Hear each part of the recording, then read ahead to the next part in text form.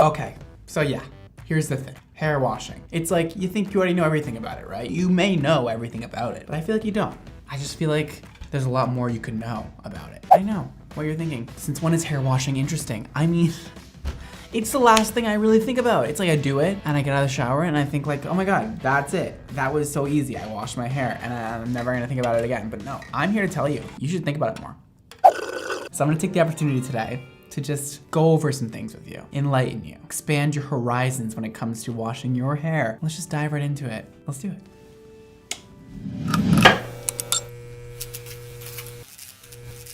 Welcome to class, boys and girls. This is Hair Washing 101 on the whiteboard. Can we get that written out? Hey, beautiful. So, listen. This video concept came up to me when I was telling people how to use my shampoo and conditioner, Project X. I used it on my Instagram story. I showed you guys what you should be doing, how you should be washing your hair, and a lot of people had a lot of questions about this. Listen, I've had all the questions ever when doing clients' hair. That's the one thing you don't really talk about because you think everybody already knows about it, but it's actually not true. So let's get into it. Water temperature. What do you think is the best option to wash your hair with? Cold, hot, extremely hot, lukewarm? Take your pick. What do you think is the best? I'm gonna give you the answer right now, okay? Warm is the correct answer. Congratulations if you got that right. Warm, you should be washing your hair with warm water, okay? A lot of people wanna know, hey, should I be washing my hair with cold water? I heard it makes your hair shinier. I heard it makes your hair healthier. I'm gonna come out and say it. I think washing your hair with cold water is such bull. I wouldn't do it unless you want to just make yourself miserable in the morning or at night or whenever you end up washing your hair. Stop washing your hair with cold water. You need the warm water in order to open up your hair cuticle, okay? Warm water will end up opening your cuticle a bit wider than cold water will, and it'll release the dirt easier. You can honestly put your hair under the warm water and it will cleanse your hair. Next, let's talk about how harsh or how gentle you should be washing your hair. You can take your guess. You should be washing your hair gently, not gently, gently, gentlest. Take your pick. What do you think the answer is? If you chose gently, you'd be correct. A lot of people tangle up their hair when washing their hair. A lot of people like to go really in scrub. I know it feels good, but what you're doing is tangling and matting your hair more than it needs to be tangled and matted. You don't need to do that because what you're gonna do is end up roughing up the cuticle way too much. When you rough up the cuticle, you could be losing hair that you don't need to be losing at that time. Listen, just go in, side to side motions, not round motions, because this will tangle your hair. Side to side is best and a little bit gentler than maybe you're wanting to go, okay? You don't need to go like extremely gentle. You don't need to be like touching a baby's head. You can go in there, just don't be like, I see a lot of girls, okay, going in with their fingernails. Listen, again, I know it feels great, but you're gonna ruin your hair. Just chill, okay? Gently rub your head side to side with the shampoo. Now, let's get into suds, okay? Do you need them? Are they necessary? What do suds do? They're the thing that washes your hair. They don't do anything. They wash your hair better than when you don't have suds. If you chose they don't do anything, you'd be correct. Suds don't do anything. They're just a visual cue that you're washing your hair. You don't need suds for any reason. Now, what suds pretty much do is just make you think you're washing your hair better than you're actually washing it. Kinda cool, kinda not cool. But I know a lot of people out there are convinced that if your shampoo does not suds extremely crazy amounts of foam, your hair is not being shampooed properly. It's just not true. I've heard a few people say it about my shampoo, Project X. It doesn't suds a lot. However, a lot of companies put a lot of surfactants in their shampoos in order to make you think that their shampoo is working better than other shampoos. Now, when creating my own shampoo, I did put surfactants in there because even me, even though I know this information, sometimes I'm still like, I'm not really convinced my hair is shampooed properly without having suds. So we did put a surfactant in my shampoo. However, we did not put a overbearing amount because I don't think it's necessary. And to be honest, it's doing nothing for your hair. It's just a visual cue that you are shampooing your hair and you are cleaning it. However, even if there wasn't any surfactants in there, no suds, it would still be doing the same thing. So you actually can use shampoos that have absolutely no surfactants in them and they are still doing the job of cleaning your hair. Interesting, right? Suds are not going to harm your hair, except they may harm your thoughts about a certain shampoo conditioner. They may make you think one is working better than the other, when in actuality, the thing that's not sudsing is probably doing more good to your hair than the one that is sudsing incredible amounts of suds. So yeah, now, Let's go over one more thing about the scalp. When you wash your hair, which parts of your hair should you be washing? The scalp only, the scalp and ends, the ends only. Choose one. If you chose scalp only, you'd be correct. Your ends, yes, they get oily, but the oil comes from your scalp. The scalp is the part that produces the oil. Your ends do not produce oil. That might be surprising to some of you. That might be kind of not at all surprising to a lot of you, and I can understand that. But here's the thing. When you shampoo your scalp with a nice amount of shampoo that we'll go over in a second, you shampoo, you rub back and forth like we talked about, gently. Now, after you do that, you don't then work down the ends of your hair. Please don't take the ends of your hair and go like this. Please, you're going to ruin your cuticle. It's not gonna be good for you. It's a bad idea. Please don't do that. Once you go under the warm water and you rinse your scalp free of shampoo, your ends will then be shampooed by the residue from the scalp. So everything comes from your scalp down, releasing the trapped dirt within your ends. There's no need to rub your ends. There's no need to get onto your ends with shampoo. Your scalp will be fine. And also, all you're gonna do is dry your ends and detangle them a lot more than necessary. There's no point of shampooing your ends. Your ends will get clean by just shampooing your scalp. Now, if you're wondering how much shampoo you should be using, well, that's a great question. We're about to go over that right now. Basically, most people can use the same amount of shampoo. We all have pretty much the same head space, unless you have just an abnormally big head or an abnormally small head. I don't know, I'm not judging you. Do your thing. However, most of us have the same size head, similar sizes, I'd say. How much shampoo should you be using? Well, we have a few different categories here. A dime size amount, 2 dime size amounts, 3 dime size amounts. If you picked 2 dime size amounts, you'd be correct. I like to use 1 dime size amount for the front of the head and 1 dime size amount for the back of the head. Okay, you can put a little bit in at a time, lather it up even though the sizes don't matter, and then work the front of your hair all the way back to here, put a little bit more in, move it around your hands, and get the back, okay? Make sure you don't wipe the shampoo away with the ends of your hair when you go to put it on your scalp, okay? If you have very long hair, move it around your shoulder, go in from the back, and go in there, okay? Focus on parts that get the most oily, maybe like right here. For me at least, that's where I feel like I have the most oil secretion, and that is where I start. So I like to put one hand maybe right here and one hand right here and kind of just like go in there. But a lot of people tell me they have long hair. They need a lot of shampoo. They buy the gallons of shampoo. It's not enough for them. Girl, you do not have to be using that much shampoo. That's crazy. 99% of people can use the exact same amount of shampoo. I can use the same amount of shampoo as a girl with 24-inch long hair. I promise. I've heard people who wash their hair once a year. I've heard people who wash their hair every day. How often should I be washing my hair? Again, I'm very happy you asked that question. Should you wash your hair once a week, every day, once a month, once a year? Pick your answer. What do you think the right answer is? If you chose any of these answers, you'd be correct. You know why? Because everybody is different. This is a wonderful, diverse world we live in, and so is your shampooing routines. Now, I'm not exactly gonna say washing your hair every day is the greatest thing. However, I know that there are people out there who have extremely oily hair. And that is usually because they have a dependency on shampoo, okay? You've grown up washing your hair every single day. Your parents told you that's what you're supposed to do. You've been using very harsh chemicals, possibly some not so good drugstore shampoos, and your hair's gotten very dried out. Therefore, it's overproducing oils to your scalp.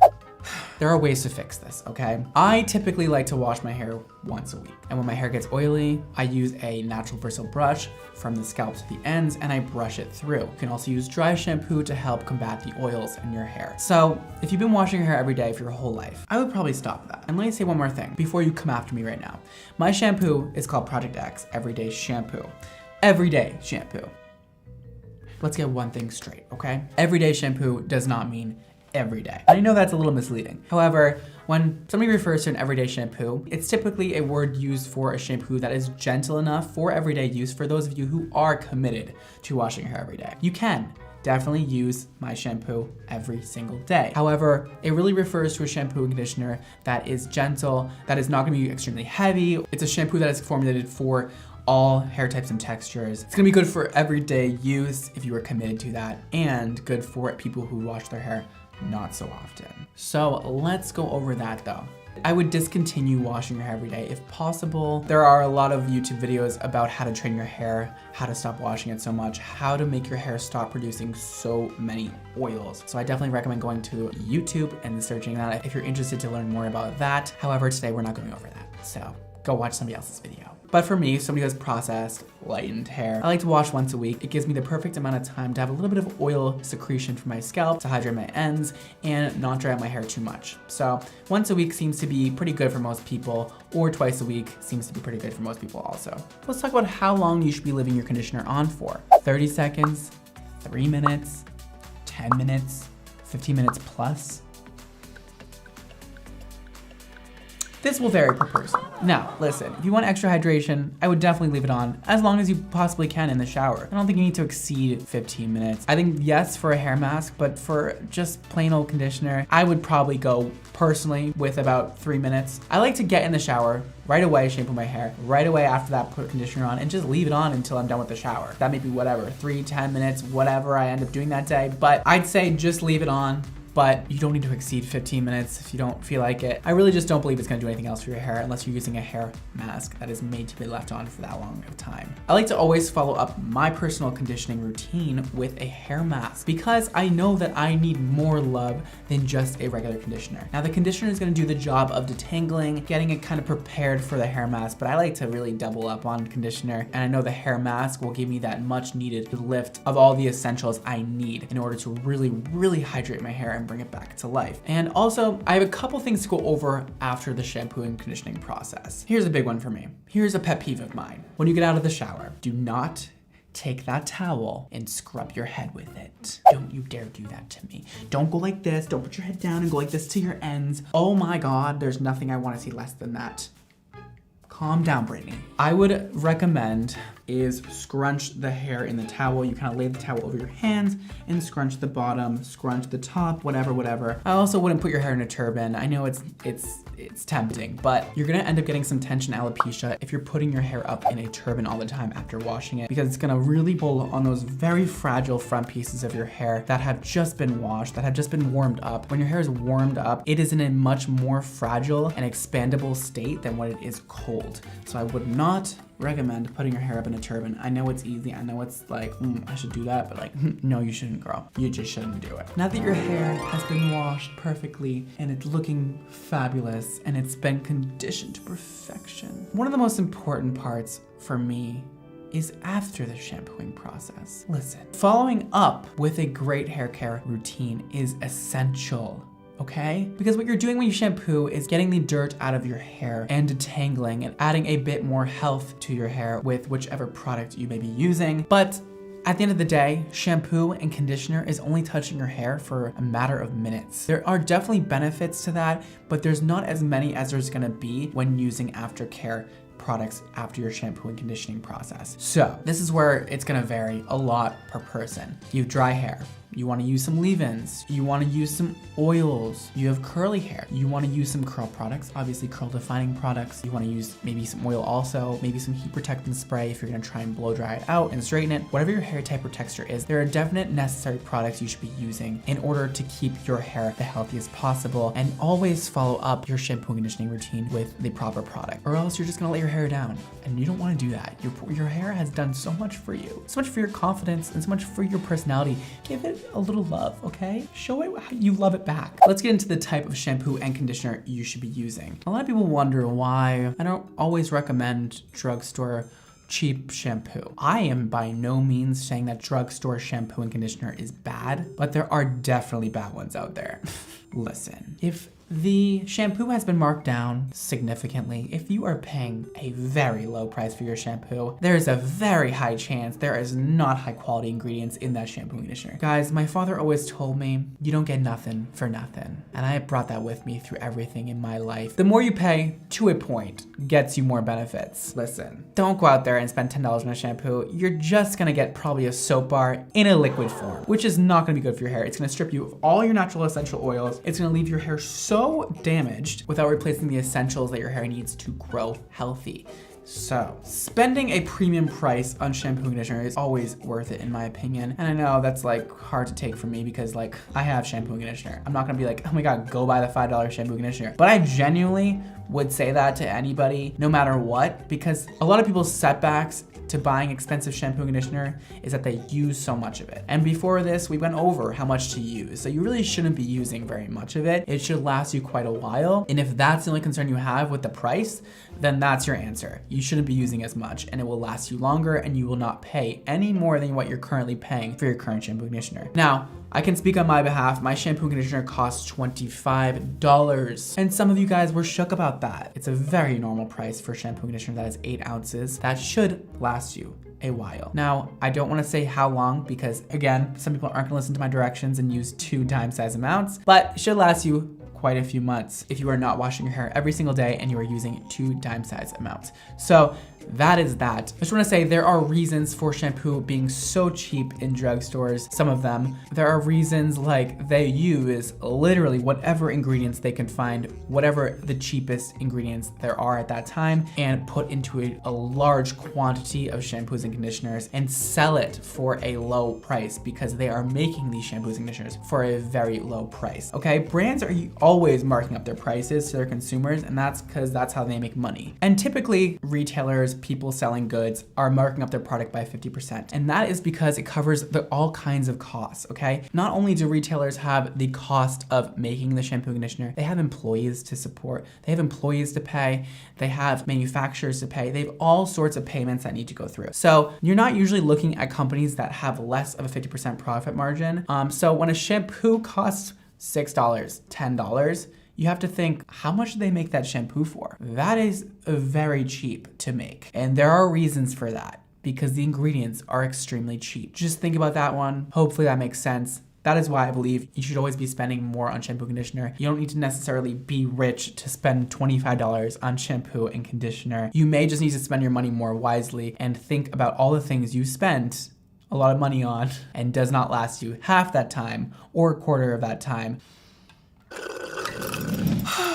Well, now that I'm all talked out for the day, I hope you enjoyed that little presentation I had for you. I don't know why I love talking about that topic so much. It's like kind of fun for me. If you have any more questions, leave them below. I will try to get back to some of you guys in the comment section. So leave your comments if you'd like. Anything I didn't touch on that you're still wondering. And of course, I gotta self-promote. If you guys would like to check out my new shampoo and conditioner called Project X, it'll be linked below at xmondohair.com. And you guys can read up about it, see the ingredient list, see whatever else information you need to know. I hope you found that informative. Maybe learn some new things about something that's very common and you think you may have known everything about.